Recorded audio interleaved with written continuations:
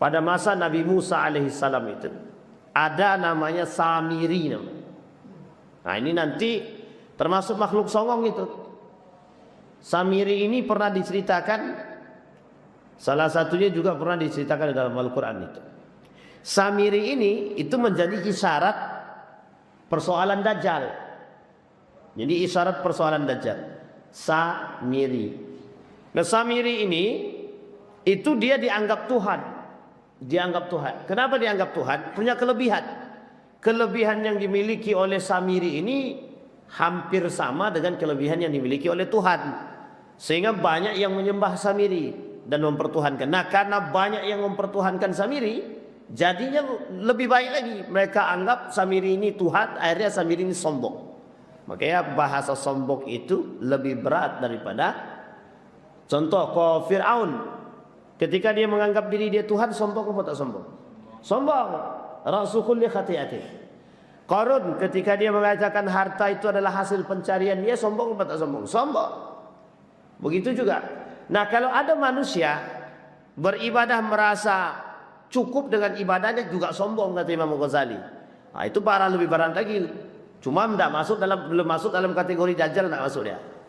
Nah, belum masuk dari kategori Dajjal. Baik, Bapak Ibu. Nah sekarang judul kita itu Dajjal, apa judulnya Bang? Dajjal muncul di Khurasan. Apakah Dajjal muncul di Khurasan? Sebelum kita berbicara tentang Khurasannya, kita bicara Dajjal dulu, Pak.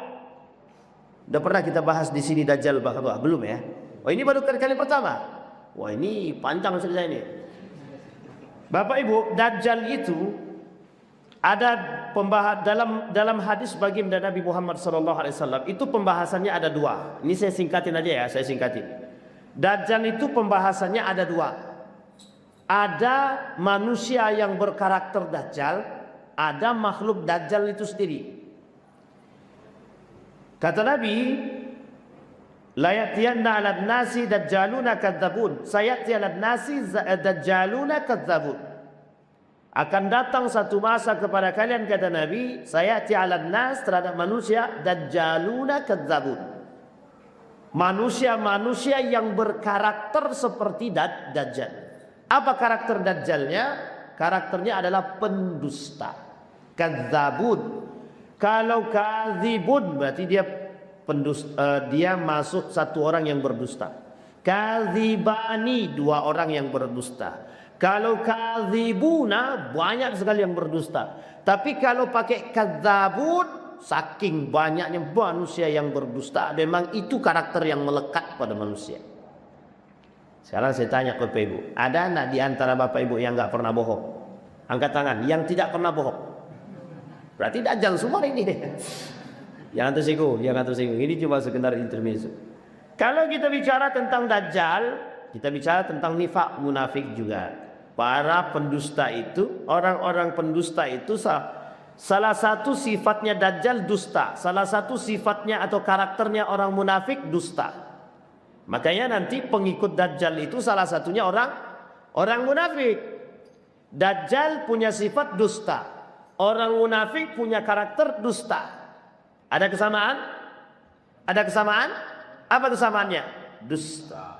Makanya disampaikan oleh Nabi, Dajjaluna kadzabun. Mereka para pendusta-pendusta dimiripkan atau disamakan karakternya itu seperti Dajjal. Di dalam hadis yang lain Nabi mengatakan sama, akan muncul satu masa, kata Nabi, orang-orang manusia-manusia karakter-karakternya seperti Dajjal. Bukan pada kelebihannya, tapi pada aspek dustanya. Itu yang pertama.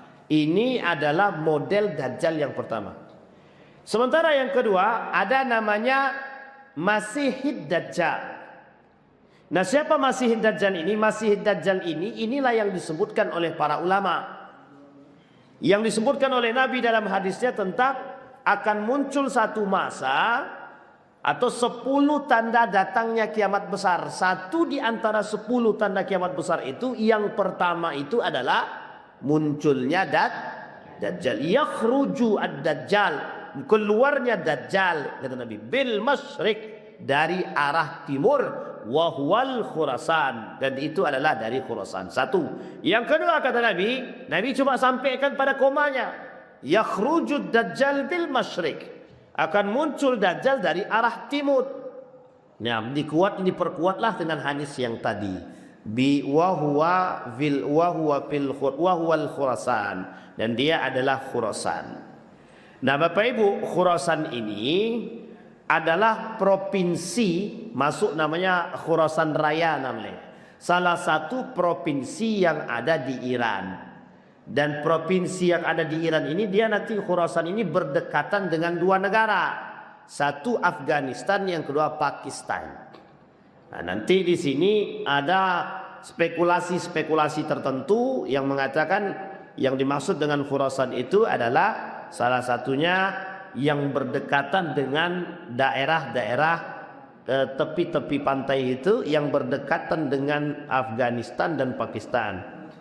Tapi Bapak Ibu sekalian yang berbahagia, Nabi cuma mengatakan wahwal Khurasan, dan itu adalah Khurasan kata Nabi. Nanti kita lihat Bapak Ibu siapa Khurasan itu dan bagaimana. Nah, kemudian Bapak Ibu sekalian yang berbahagia, itu dua macam dajjal. Sekarang pertanyaannya, adakah Nabi berbicara tentang dajjal itu secara Allah berbicara tentang dajjal itu secara spesifik dalam Al-Quran? Tak ada. Kalau Bapak Ibu tanya, ada tidak dalil Al-Quran tentang dajjal? Tidak ada. Nabi tak ada sebutkan dalam Al-Quran. Cuma disebutkan oleh Nabi dalam hadis, itu saja. Makanya di dalam Al-Quran tidak disebutkan. Ini juga menjadi persoalan bagi sebagian kalangan yang mengatakan, mengapa sebesar ini fitnahnya Allah tak sebutkan dalam Al-Quran? Nah, itu yang menjadi persoalan sebagian kalangan. Tapi terlepas daripada apapun itu, kalau kita merujuk kepada pemahaman, baginda Nabi Muhammad SAW, kalau kita melihat makna Al-Quran dan hadis, kalau yang tidak ada di Al-Quran itu belum tentu tidak ada di hadis. Kalau ada di hadis, bisa jadi penjelasan yang ada di Al-Quran. Jadi begitu modelnya Bapak Ibu. Maka dua ini tidak akan pernah terpisah, Al-Quran dan hadis. Itu tak bisa dipisah. Karena hadis menjelaskan apa-apa yang ada di dalam Al-Quran. Di dalam Al-Quran sifatnya umum. Makanya dikatakan oleh sebagian para ulama Al-Quran itu mengatakan tentang cerita Dajjal itu ada kesamaan pada umatnya Nabi Musa yang namanya disebut sebagai Samiri. Samiri itu umurnya ditangguhkan ila yaumis sa'ah. Jadi umurnya Samiri ini ditangguhkan sampai hari kiamat. Makanya disebutkan di situ apakah yang dimaksud dengan Dajjal itu adalah Samiri atau ada makhluk lain. Nah, Bapak Ibu sekalian yang berbahagia, sekarang kita masuk pada poin yang pertama, Dajjal yang bersifat atau manusia yang bersifat seperti Dajjal. Kita lihat dulu karakter Dajjal. Yang pertama adalah pendusta. Kalau kita mengatakan pendusta, kata Nabi, akan muncul satu masa sab'una kadzdzab, kata Nabi. Dinukil oleh Syekh Hasib Al-Asy'ari dalam kitabnya Ahlus Sunnah wal Jamaah. Ada satu hadis yang berbicara tentang munculnya para pendusta. Ada hadis pertama mengatakan 30 para pendusta. Tapi dari hadis yang lain mengatakan 70 para pendusta. Lah kalau kita rujuk kepada 70 dan 30 para pendusta itu, kalau kita tengok sekarang itu sebenarnya tak sebanding itu. Sekarang ini tak sampai dari mungkin 0,001% lah. Jadi 370 itu. Saking banyaknya manusia yang berdusta hari ini. Kalau bahasa yang lain mengatakan tidak ada manusia yang tidak pernah berdusta. Maka apakah dusta yang sedikit dan besar, kecil dan besar itu menjadi sama ketika mereka mendapatkan label yang disebut dengan Dajjal? Nah, Bapak Ibu sekalian yang berbahagia, kalau merujuk kepada hadis Nabi, tidak begitu modelnya. Kata Nabi, orang-orang yang bersalah itu dia bertobat. Kalau dia bertobat, dia tidak Dajjal itu. Kalau dia tidak bertobat, dia baru disebut dengan Dajjal. Jadi Bapak Ibu yang pernah berdusta, bertobatlah. Bertobatlah biar tidak terjebak dalam karakternya. Jadi sekarang ini banyak begitu. sudah dia yang salah, sudah pendusta pula, dia tak mau salah pula. Nah, itu yang mau disebut dengan dajjal beneran itu. Itu dajjal betul itu, Pak. Nah, itulah yang terjadi dengan itu. Makanya itu bisa kita sebut dengan dajjal. Aman tuh kan? Jadi kalau kita sebut dajjal itu agak aman sedikit. Tapi kalau dajjal aman juga. Nah, ya baiklah, lepaslah pokoknya. Pokoknya kalau tak aman, pandai-pandailah. Baik. Itu yang pertama. Yang kedua, apa sifatnya dajjal? Manipulasi, suka memutarbalikkan fakta. Nah, manusia sekarang begitu, melalui kekuatan media, maka banyak sekali fakta yang diputarbalikkan hari ini. Pakai apa cara memutarbalikkannya? Menggunakan media, menggunakan media sosial. Seperti yang dilakukan oleh Abu Jaddah. Ada namanya Half of Truth namanya. Jadi Bapak Ibu, beberapa waktu yang lalu kelihatan sekali ada satu pemuda, entah petua, yang jelas itu dia ini sedang berdebat dengan seorang tokoh pakar hukum. Nah, dia mencoba memutarbalikkan fakta. Dalam sejarah itu, Indonesia punya hutang terhadap Palestina. Kata beliau, tidak ada itu Indonesia punya hutang terhadap Palestina. Itu kalau orang yang ingin memutarbalikkan fakta. Padahal dalam sejarah diakui oleh beberapa dengan keterangan-keterangan yang cukup valid. Pakar sejarah mengatakan, memang termasuk salah satu negara yang memberikan bantuan terhadap kemerdekaan Republik Indonesia adalah Palestina. Dan termasuk yang pertama, salah satu di antara beberapa negara yang masih masuk dalam kategori awal-awal yang mengakui kemerdekaan kemerdekaan Republik Indonesia, itu negaranya Palestina. Nah, datanglah ini Permadi ini, Abu Janda ini. Dia kata bahwa, ya kan namanya Permadi kan? Ya agak-agak mirip lah. Agak-agak mirip lah dengan Dajjal itu. Jadi dia buat putarbalikkanlah fakta. Nah, beginilah kondisi kita sekarang. Nah, orang-orang seperti ini itu akan diberi panggung. Kenapa? Untuk, ya nggak tahu apakah untuk mengelabui dunia, untuk mengelabui media, untuk mengelabui kebenaran. Yang jelas kedatangan Dajjal itu tujuannya adalah memutarbalikkan fakta. Yang salah itu benar, yang benar adalah salah.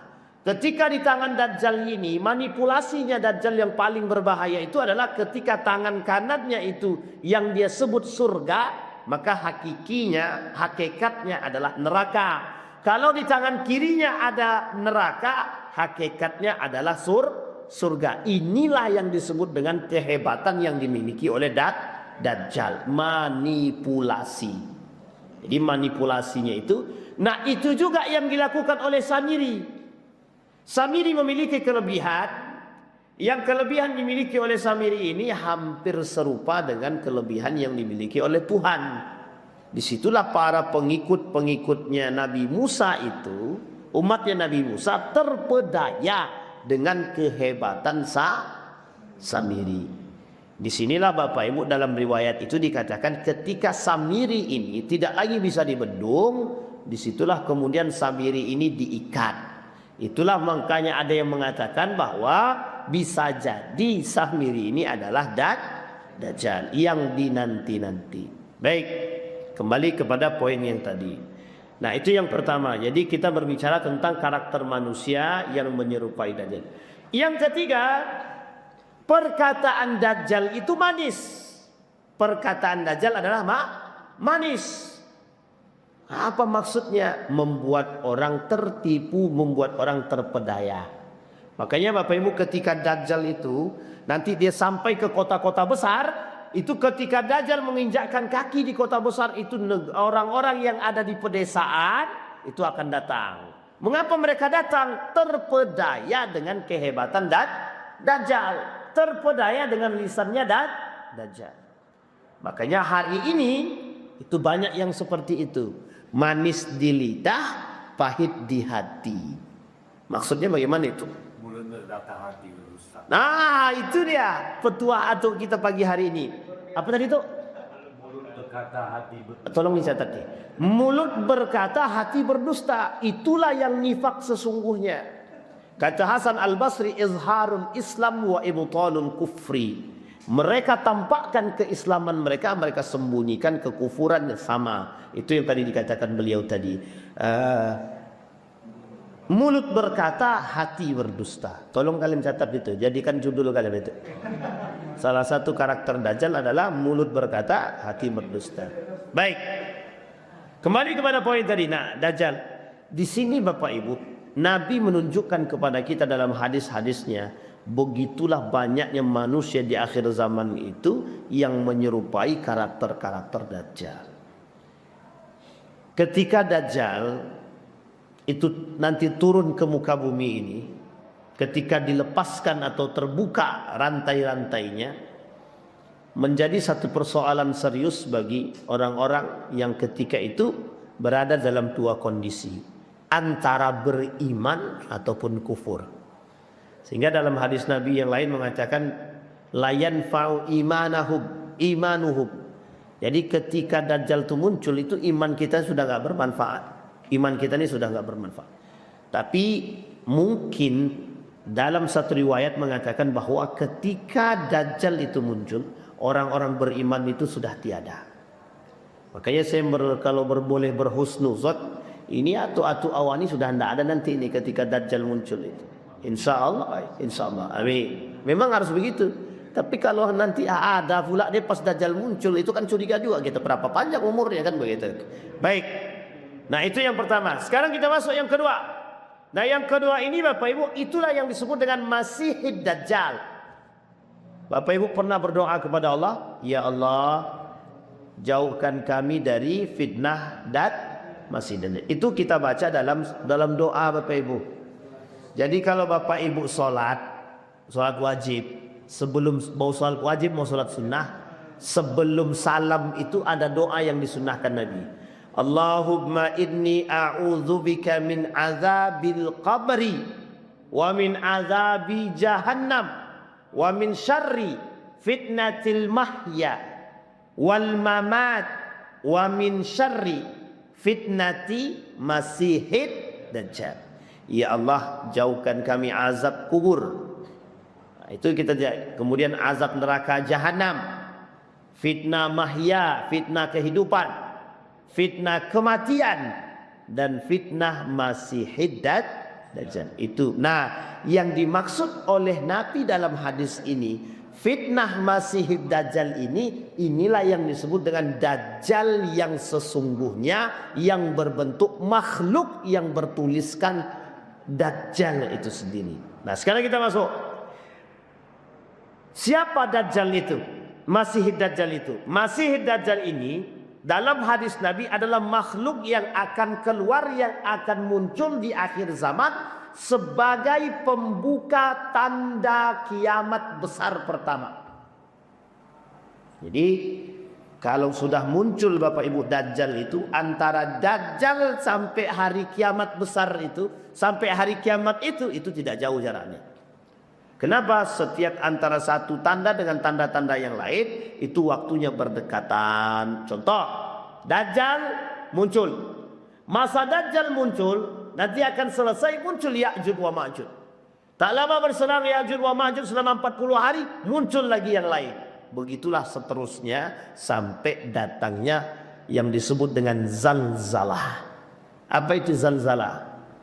Goncangan bumi. Apa itu goncangan bumi? Kehancuran yang sesungguhnya. Kapan itu? Di tanda kiamat terakhir, ketika matahari itu sudah tidak lagi terbit dari tempat asalnya. Dari mana matahari kita terbit Bapak Ibu? Dari timur atau barat? Dari timur dia terbit, tenggelamnya di sana. Terbalik atau balik ya? Oh, kiamat itu berarti. Jadi terbitnya dari sekarang terbitnya dari barat apa dari timur? Dari timur. Ya betul lah tadi. Terbit dari timur, tenggelamnya di barat. Kan begitu? Nanti terbalik. Nanti ketika sudah min maghribiha, ketika matahari sudah mulai terbit dari arah barat dan timbul kemudian di arah timur, tenggelam di arah timur, maka disitulah yang disebut dengan munculnya zalzalah. Kemudian akan muncul zalzalah besar. Tempat yang pertama akan hancur adalah Makkah wal Madinah. Dan itu batu akan berterbangan seperti kapas. Itulah yang disebut dengan kiamat yang sesungguhnya. Nah, jadi Bapak Ibu sekalian yang berbahagia, jangan bayangkan betapa besarnya kiamat tersebut, tapi bayangkan sebesar apa iman kita. Karena kita berdoa kepada Allah itu jangan sampai kita bertemu dengan hari kiamat.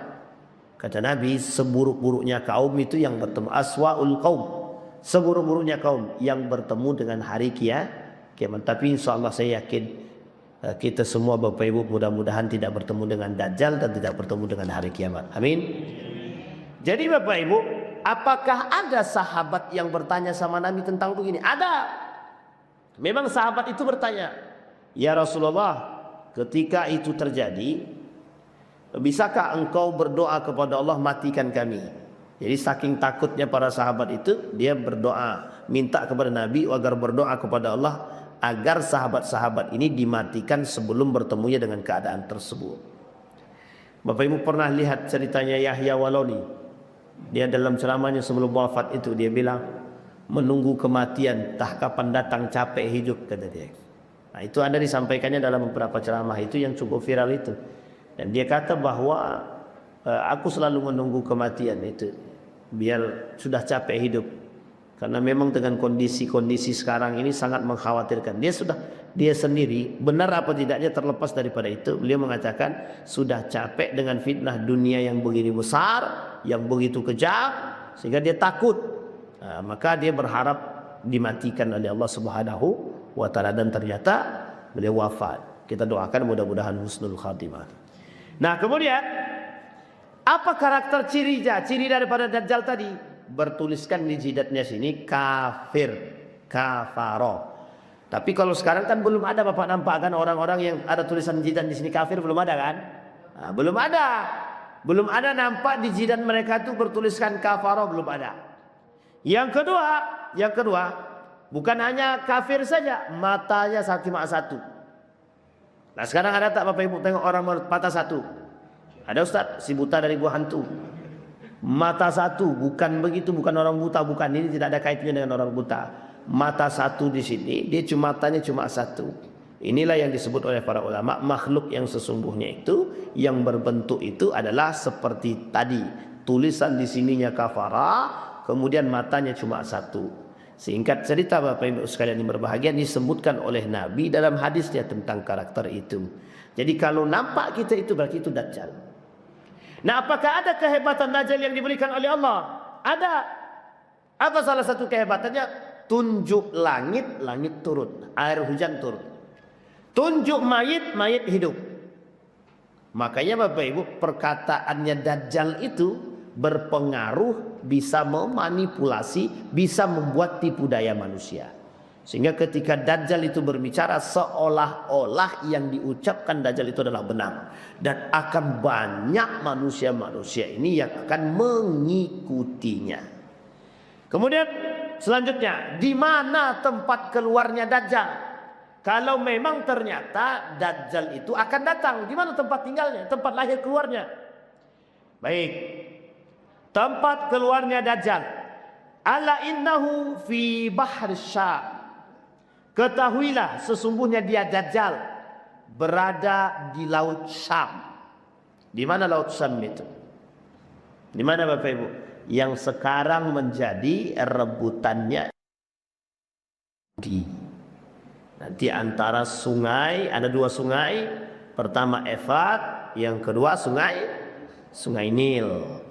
Ini akan menjadi dua tempat misterius di akhir zaman dan menjadi satu batasan lintas daripada negara ini. Nah, jadi Bapak Ibu, salah satu syarat munculnya Dajjal itu kekacauan dunia yang tiada tara, kekacauan yang begitu ekstrim, baru muncul Dajjal. Pembunuhan antara satu dengan yang lain, tidak nampak lagi kebaikan dunia, barulah bisa dikatakan muncul Dajjal nanti. Baik. Kemudian dikatakan au bahrul Yaman, atau dari lautnya Yaman. La bal min qibalil masyriq. Tapi kata Nabi bukan dari situ, tapi dari arah timur. Kemudian dikatakan mahwa, apa itu? Min qibalil masyriq mahwa, dari sisi timur, dari arah timur. Siapa dia? Dari mana dia? Walau ma biyadihi ilal masyriq. Kemudian Nabi Muhammad SAW memberikan isyarat dengan tangannya ke arah timur. Nabi tunjuk ke arah timur.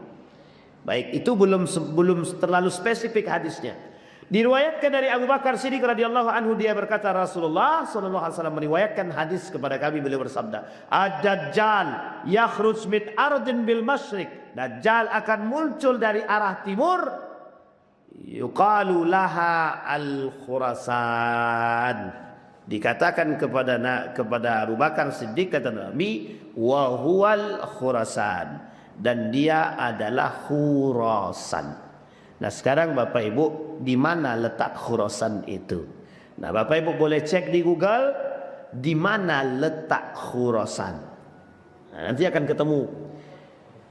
Khurasan ini salah satu di antara 31 provinsi yang ada di Iran. Satu di antaranya Khurasan. Kira-kira tanya di Google, "Hei Simbah Google, apakah Khurasan itu bagian daripada Iran?" Jawabannya, untuk Iran modern sekarang, secara administratif Khurasan masuk dalam lingkaran negara Iran. Sekarang sudah paham Bapak Ibu? Sudah bisa dipahami? Pertanyaannya, betulkah perkataan Nabi tersebut? Nah, ini yang kemudian menjadi persoalan. Apakah Nabi itu benar? Sekarang saya tanya Bapak Ibu, apakah perkataan Nabi itu betul? Ibu-ibu, apakah perkataan Nabi itu betul? Pasti betul. Pasti betul. Hanya saja cara memahami kalimat-kalimat yang ada dalam hadis Nabi ini butuh ilmu untuk memahaminya. Nah, jadi bil masyriq, ardun bil masyriq ini Bapak Ibu diterjemahkan oleh para ulama, itu salah satunya adalah Khurasan ini, merujuk kepada hadis Nabi yang memperkuat keberadaan hadis yang tadi. Sekarang pertanyaannya, mengapa harus Khurasan? Kenapa sih kok dari Khurasan lahirnya atau munculnya Dajjal tersebut? Sekarang kita lihat dulu di sisi Iran ini. Di Iran ini Bapak Ibu ada 2 tempat yang dihuni oleh orang Yahudi, dan banyak orang Yahudinya. Satu, Isfahan. Yang kedua, Teheran. Teheran ini salah satu pusat kota yang ada di Iran, dan banyak sangat orang-orang Yahudinya.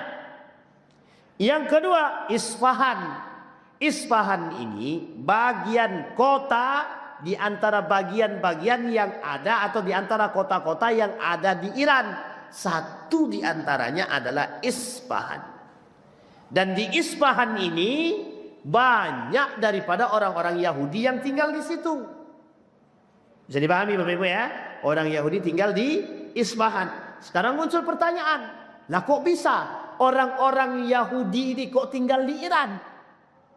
Sampai sini kira-kira Bapak Ibu bisa beranggapan seperti apa? Apa mungkin Iran itu bertikai dengan Yahudi? Kawan atau lawan? Nah, berarti apa tidak mendukung Iran? Mendukungnya? Oh tak juga, tidak mendukung juga beliau. Berarti tidak mendukung Iran. Terus kita dukung siapa? Oh, cerita dulu. Oke. Baik, betul. Itu cerita dulu. Nah, kita tak berbicara Irannya, tapi kita berbicaranya Syiah. Apakah sama Iran dan Syiah ini? Tidak sama pada awalnya. Nah, itu panjang lagi ceritanya. Ini atau berapa SKS nih baru bisa selesai ini. Kita kembalikan Bapak Ibu, kita kembalikan. Nah, singkat cerita Bapak Ibu, singkat cerita, mengapa kok ada Yahudi di sini? Nah, ini kita kuliti sedikit sejarahnya. Kok bisa di Iran itu ada Yahudi? Nah, dulu ada namanya perang Persia dan Babilonia. Dulu orang Babilonia ini, raja-raja Babilonia ini pernah memperbudak orang Yahudi dalam satu dalam satu tragedi disebut dengan Sabi Babli. Namanya Sabi Babli. Sabi itu adalah Yahudi, kemudian Babli Babilonia. Jadi pembuangan Sabi itu pembuangan. Jadi pembuangan di Babilonia, orang-orang Yahudi yang dibuang di Babilonia. Ustadz, Babilonia itu di mana? Sekarang namanya Irak. Sekarang namanya Irak. Mesopotamia pada masanya, Kufah pada masa Ali, sekarang namanya Irak. Jadi Bapak Ibu, orang Yahudi ini ketika dibuang ke Babilonia di Irak itu oleh raja-raja di sana, raja Irak, diperbudaklah Yahudi tadi sampai mereka sampai hari ini itu tidak punya simpati yang kuat terhadap Irak itu. Karena memang mereka merasa diperbudak. Nah, nanti Bapak Ibu, dia punya kawan, dan kawan itu sudah kontrak lama. Nah, itulah yang kemudian kerajaan besar pada masa kerajaan Babilonia sama, ada saingan kerajaan namanya Persia. Nah, bisa dipahami? Bisa dipahami Bapak Ibu ya? Ini sejarahnya. Persia itu dulu, sekarang namanya Irak. Lah kok bisa Ustaz ada orang Yahudi di situ?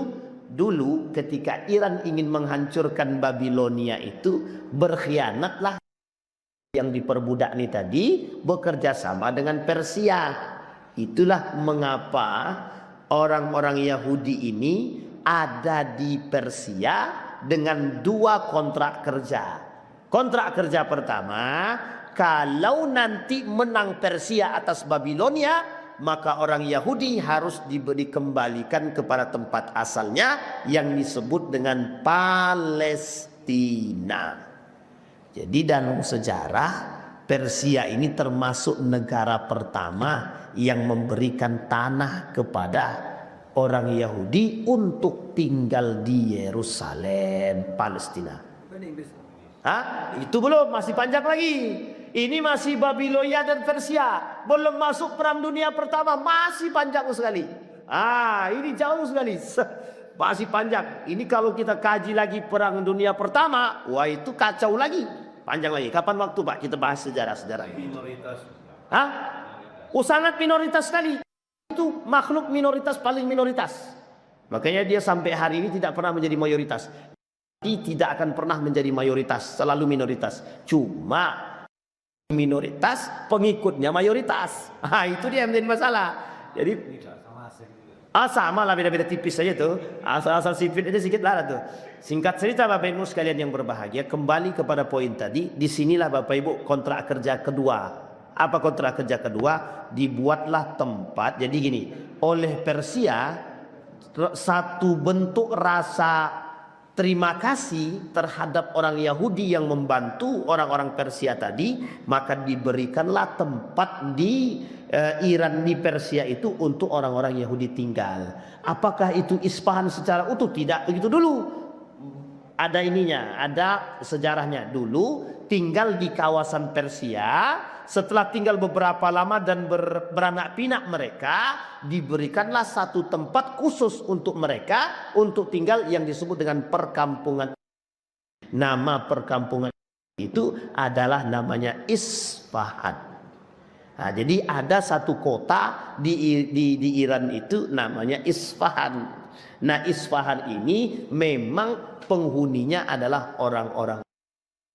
Sekarang jumlah penduduknya ada sekitar 15, lebih kurang 15.000. Lihat hadis Nabi selanjutnya Pak.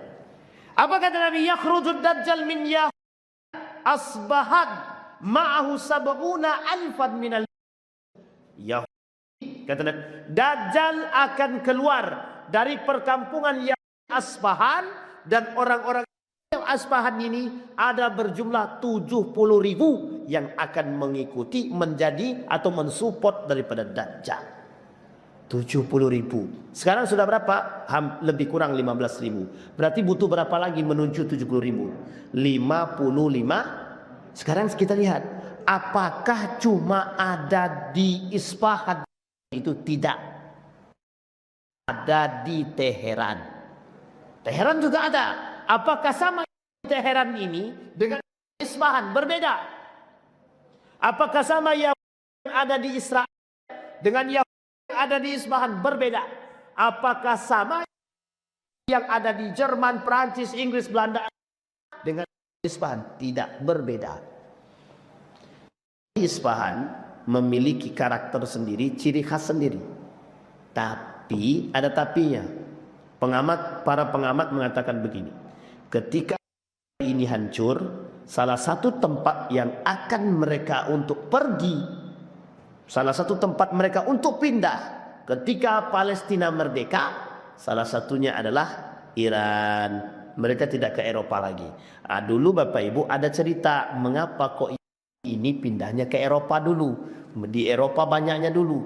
Ada di Belanda, ada di Belanda, ada dan lain sebagainya. Ini ada sejarahnya sendiri. Mengapa orang itu lebih enak tinggal di Eropa daripada tinggal di sisi itu? Karena mereka nomaden. Jadi ini adalah kelompok nomaden. Apa itu? Tidak punya tempat tinggal khusus. Makanya di situ mengapa Theodor Herzl itu meminta sebidang tanah kepada Sultan Abdul Hamid untuk dibangunkan perkampungan yang.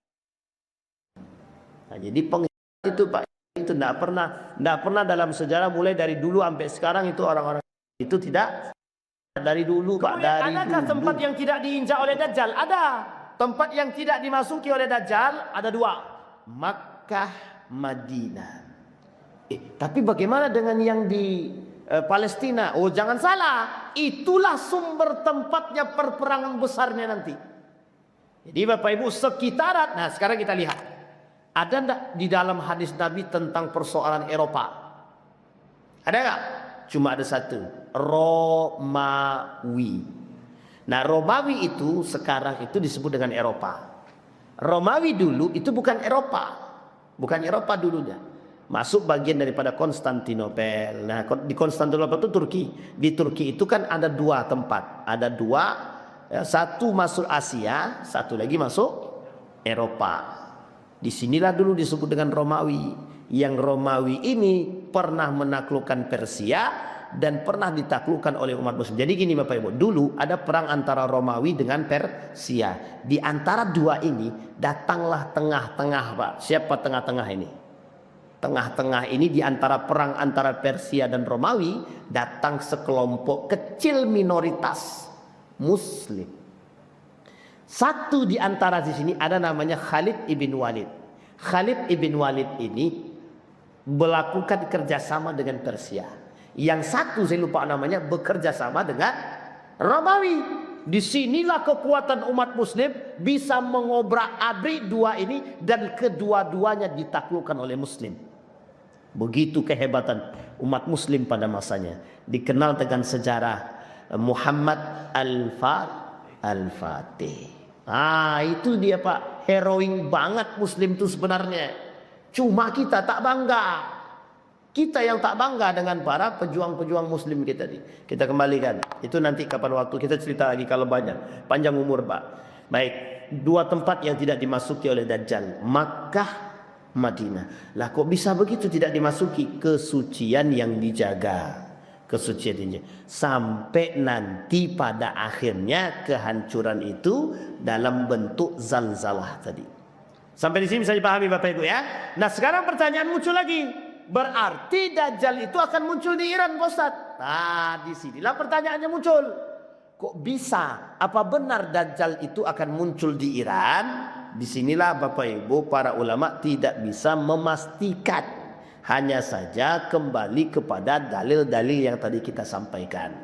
Salah satu di antaranya, Nabi mengatakan Khurasan. Salah duanya Nabi pernah mengatakan dari arah timur. Kalau dari arah timur bisa jadi itu Khurasan, bisa jadi perbatasan antara Afghanistan dan Pakistan kejadian perang sekarang, bisa jadi dari arah yang berbeda.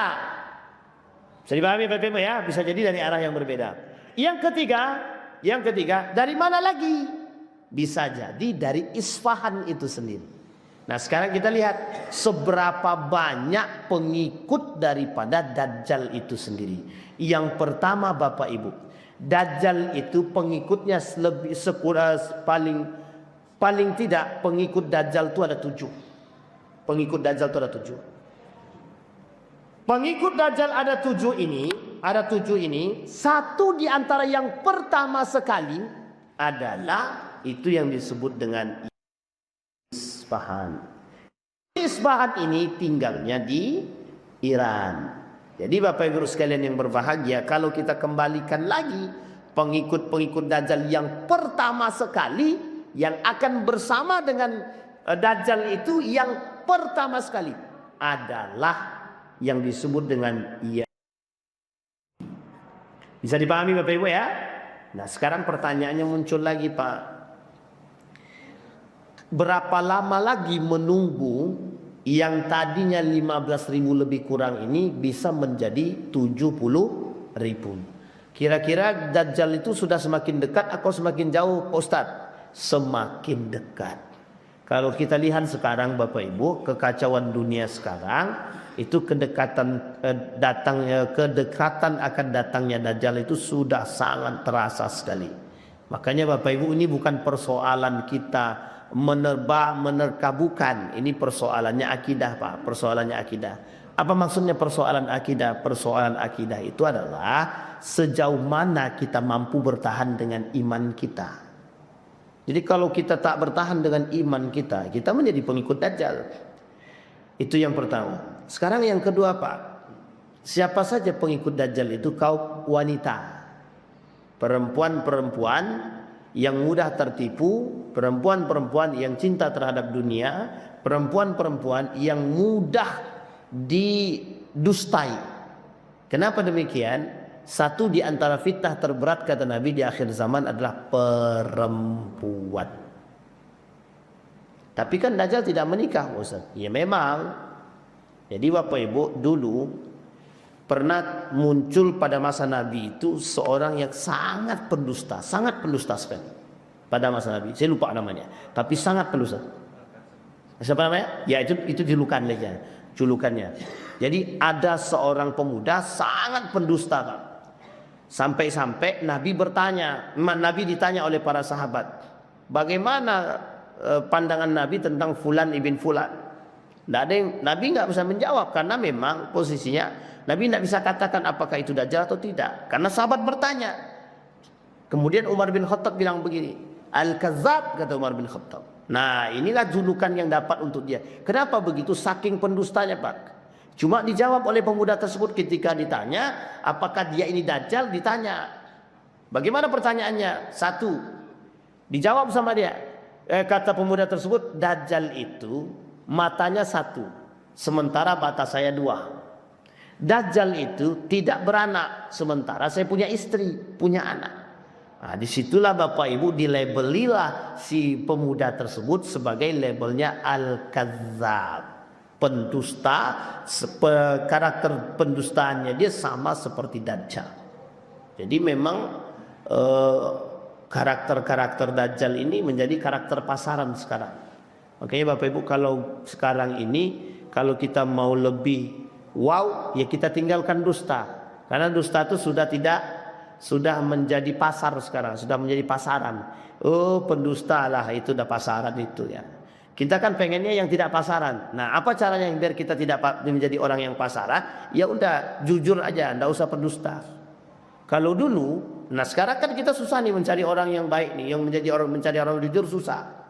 Karena kata Nabi, Dajjal itu akan muncul di masa sanawatun khadda'at. Masa-masa tipu daya. Nah masa-masa tipu daya itu kapan? Apakah sekarang? Apakah yang akan datang? Sekarang agak mirip. Meskipun masih ada orang-orang yang jujur. Tapi apakah nanti? Wallahu a'lam bishawab. Baik.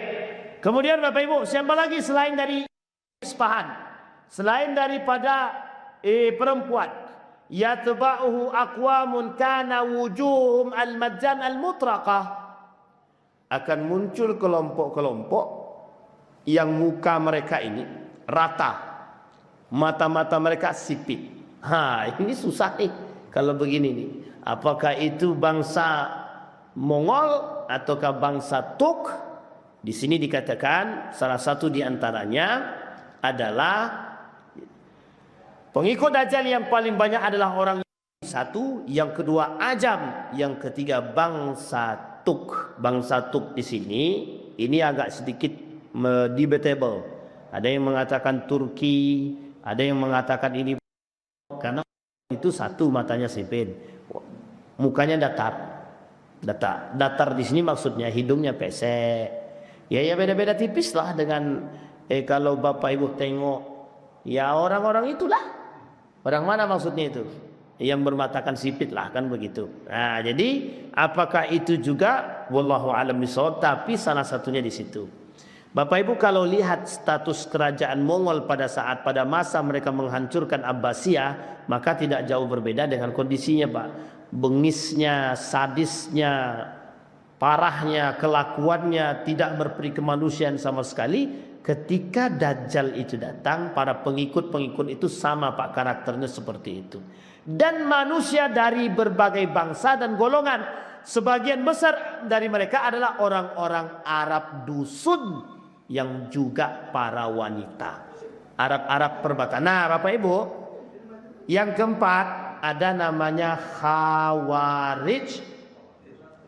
Khawarij itu, Ustaz, kan Khawarij sudah oleh Ali bin Abi Thalib, sudah dihabisin. Tapi kok masih ada? Kenapa kok Nabi katakan ada Khawarij? Ini yang disebut dengan Neo Khawarij. Apa itu Neo Khawarij? Khawarij modern. Khawarij apa namanya? Modern. 80.000 orang mereka mengenakan topi perang. Kata Imam Ahmad ibn Hanbal, salah satu pengikut Dajjal tadi adalah ada sekitar berjumlah 80.000 orang dan mereka menggunakan topi perang. Dalam riwayat, dalam hadis Abu Bakar radhiyallahu anhu terdahulu, yatba'uhum aqwamun kana wujuhum majjan al-mutraqah. Tadi yang saya sampaikan.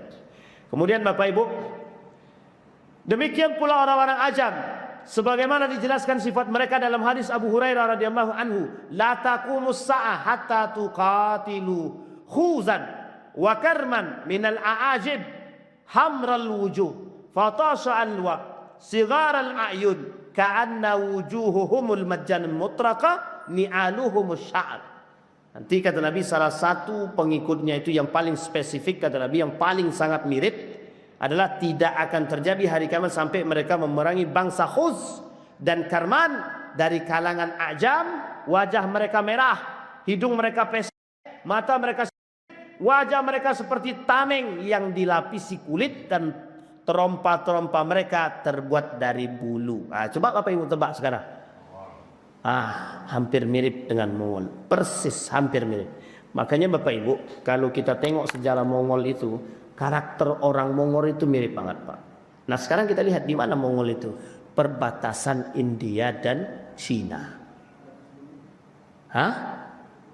Yang dibatasi ya bisa jadi pegunungan, bisa jadi ada yang mengatakan dibatasi oleh tembok Cina, dan itu Bapak Ibu bengisnya bukan main, bengis tempat.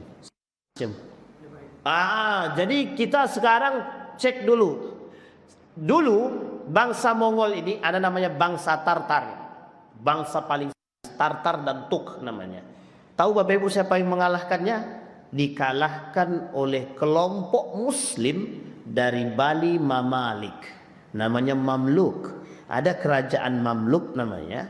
Kalau disebut di sini Mamalik, kelak mereka yang akan membumi bangsa Tartar Mongol pada saatnya itu, dan mereka rebut kembali dalam sejarah Islam itu, mereka habisi, Pak. Dan itu tidak ditinggalkan, sama persis seperti ketika mereka membumi kelompok-kelompok yang ada di Abbasiyah itu, dan tidak mereka tinggalkan, sama, Pak. Begitu juga yang dilakukan oleh bangsa Tartar. Nah, itu ada sejarahnya sendiri. Dalam perang Tartar itu antara kerajaan Mamluk dengan bangsa Tartar. Nah, siapa Tartar tersebut? Mongol tadi. Sampai di sini bisa dipahami Bapak Ibu sebelum kita tutup. Nah, Bapak Ibu sekalian berbahagia. Ada kemudian pertanyaan. Dajjal akan turun pada tanah lembab di Mirqamah. Maka orang yang paling banyak keluar bersamanya adalah para wanita. Sehingga seseorang kembali kepada mertuanya, kepada ibunya, anak putrinya, saudara perempuannya dan bibinya. Lalu dia menguatkan hati-hati mereka sebab khawatir mereka keluar bersamanya. Jadi Bapak Ibu ketika Dajjal datang, itu para suami-suami itu sudah mulai khawatir. Nah, sekarang aja suami-suami udah pada khawatir. Ini istriku sama lagi mana kan begitu. Hampir mirip lah. Jadi Bapak Ibu nanti ketika Dajjal itu turun, itu semua pintu-pintu rumah itu ditutup dengan rapat, serapat-rapatnya. Dia khawatir istri-istri mereka ini mendengar dan keluar. Ketika istri mereka mendengar dan keluar, maka perempuan-perempuan tersebut akan berdatangan. Nah Bapak Ibu, kesimpulan pertama, apakah Iran itu Dajjal? Kita jawab Bapak Ibu. Pada masanya Iran itu Sunni, Persia itu Sunni. Pada masa Abbasiyah. Dan ada terjadi perubahan pada masa dinasti Safawiyah, merubah dari Sunni ke Syiah. Sekarang pertanyaan ini muncul, apakah di Iran tadi ada tempat-tempat tertentu penghuninya orang-orang? Ada. Apakah benar Iran itu nanti akan menjadi tempat munculnya Dajjal? Secara hadis Nabi mungkin. Tapi ada tapinya Bapak Ibu, kita tidak bisa memastikan secara pasti karena masih ada beberapa hadis tertentu yang memang masih menjadi spekulasi, diperdebatkan oleh para ulama. Yang ketiga, mengapa Iran sekarang lebih kuat atas negara-negara kafir? Bagaimana? Apakah kalau memang Iran itu adalah tempat keluarnya Dajjal, mengapa Iran hari ini berkuasa dan kuat terhadap negara-negara tersebut? Jawabannya sederhana. Iran punya masa lalu yang cukup heroik sehingga mereka merasa diri mereka selalu di atas angin untuk tidak bisa ditaklukkan oleh negara-negara tertentu. Itu salah satunya di antara sekian banyak alasan. Yang keempat Bapak Ibu sekalian yang berbahagia, apa yang terpenting daripada persoalan Dajjal di Iran ini? Persoalannya sederhana saja.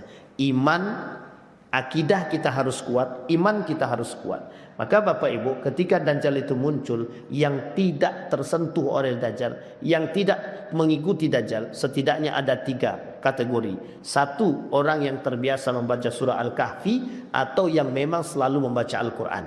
Yang kedua, orang yang kuat imannya, teguh akidahnya.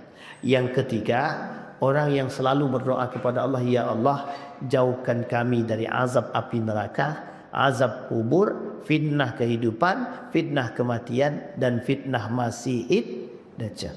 Orang yang mendawamkan ini, yang terus berdoa kepada Allah dari 3 doa tersebut, memperkuat iman, membaca Al-Quran, surah Al-Kahfi dan lain sebagainya. Kemudian mereka selalu berdoa kepada Allah, insya Allah orang-orang seperti ini yang akan diselamatkan oleh Allah Subhanahu wa Ta'ala. Kapan itu? Pada saatnya. Banyakkah mereka? Tidak, mereka hanya segelintir orang saja. Makanya Bapak Ibu ketika itu umat mukmin itu hanya segelintir, sedikit orang. Jadi tak banyak. Yang paling banyak apa? 2, kafir, munafik. Karena memang mereka adalah pengikut-pengikut setianya Dajjal. Saya kira itu saja Bapak Ibu sekalian yang berbahagia.